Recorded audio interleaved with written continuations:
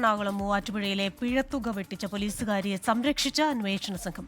മുൻകൂർ ജാമ്യം തള്ളിയിട്ടും പ്രതി ശാന്തി കൃഷ്ണയെ അറസ്റ്റ് ചെയ്തില്ല. സർക്കാരിന്റെ 16 ലക്ഷം തട്ടിയിട്ടും അക്കൗണ്ട് പോലും മരവിപ്പിക്കാതെയാണ് പോലീസിന്റെ നീക്കം. വിവരങ്ങളുമായി ലാൽകൃഷ്ണനാണ് തൊടുപുഴയിൽ നിന്നും ചേരുന്നത്. ലാൽകൃഷ്ണ, ഈ കേസിൽ എന്തുകൊണ്ട് അന്വേഷണം മുന്നോട്ട് പോകുന്നില്ല? ഇവരുടെ അക്കൗണ്ട് പോലും മരവിപ്പിക്കുന്നില്ല. ഇതിലേതെങ്കിലും തരത്തിലുള്ള ഒരു ഉന്നത സ്വാധീനമുണ്ടോ?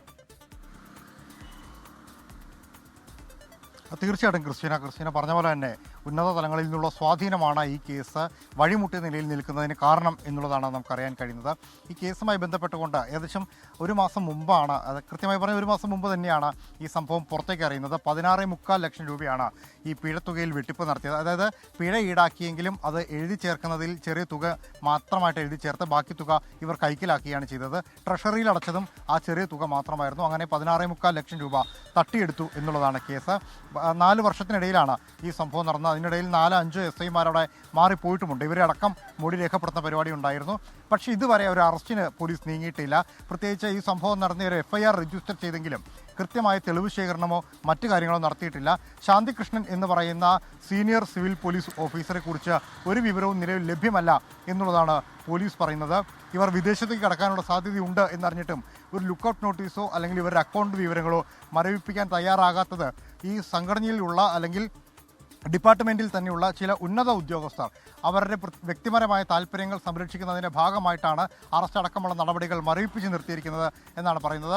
ജില്ലാ സെഷൻസ് കോടതിയാണ് ഇവരുടെ മുൻകൂർ ജാമ്യം നിഷേധിച്ചുകൊണ്ട് ഉത്തരവിറക്കിയത്. പക്ഷേ അപ്പോഴും അറസ്റ്റിലേക്കല്ല, കൂടുതൽ അന്വേഷണത്തിലേക്കാണ് നിലവിൽ പോകുന്നത് എന്നുള്ളതാണ് SP അടക്കമുള്ള ആളുകൾ, എറണാകുളം റൂറൽ SP അടക്കമുള്ള ആളുകൾ ഈ വിഷയത്തിൽ പറഞ്ഞത്. ഒരു ഘട്ടത്തിൽ ഇവരുടെ വീട്ടിൽ റെയ്ഡ് നടത്തി കുറേ ഡോക്യുമെൻ്റ് കിട്ടി എന്നൊക്കെ പറഞ്ഞെങ്കിലും അതൊക്കെ വാലിഡ് അല്ല എന്ന നിലപാടിലാണ് പറയുന്നത്. വീടിൻ്റെ വാഷിംഗ് മെഷീൻ്റെ പിറകിൽ ഒളിപ്പിച്ച നിലയിൽ കണ്ടെത്തിയെന്നുള്ള തീർത്തും വിശ്വസനീയമല്ലാത്ത ഒരു കാര്യമാണ് അന്ന് അന്വേഷണ സംഘത്തിലെ പ്രധാന ഉദ്യോഗസ്ഥൻ പറഞ്ഞത്.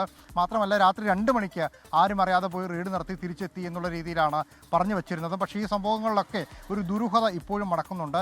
എന്തുകൊണ്ട് ശാന്തികൃഷ്ണൻ എന്ന് പറയുന്ന പോലീസ് ഉദ്യോഗസ്ഥരുടെ അറസ്റ്റ് നടത്തുന്നില്ല? എന്തുകൊണ്ട് ഇവർ അക്കൗണ്ട് വിവരങ്ങൾ മരവിപ്പിക്കുന്നില്ല? ഇവർക്കെതിരെ ലുക്കൌട്ട് നോട്ടീസ് പുറപ്പെടുവിക്കുന്നില്ല എന്നീ ചോദ്യങ്ങൾ ഇപ്പോഴും പ്രസക്തമാണ്.